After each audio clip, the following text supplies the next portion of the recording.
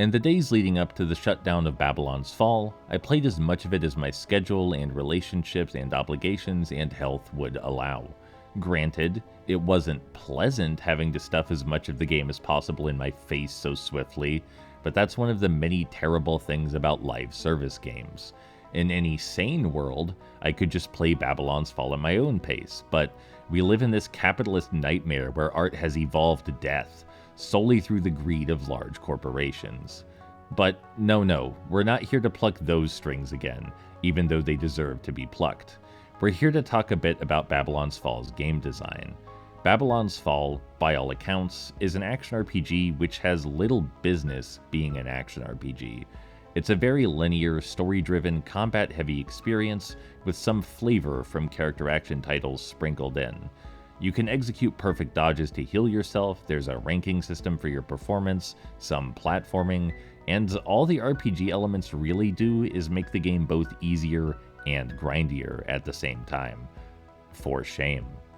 Perhaps the biggest insult of the gameplay, though, is not the ineffective environmental hazards, nearly brain-dead easy platforming, or even the button-mashing combat. I think the ranking system is the real flaw here. Like, sure, it'd be nice to have to try when fighting bosses, or try to evade traps instead of just tanking everything like a mad demigod, but the game's low difficulty would be excusable if its ranking system encouraged skillful and thoughtful play. But it doesn't.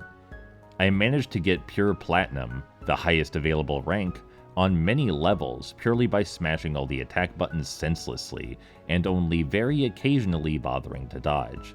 There are many underlying intricacies which determine what rank you get, sure, but none of them matter.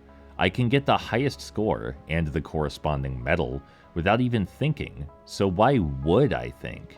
Not only is the game dead easy to beat, but it's dead easy to conquer as well. The highest rank should signify that I understand the mechanics to their fullest, but in actuality, it means no such thing. This, more than any other flaw in the design, leaves me disinterested and cold.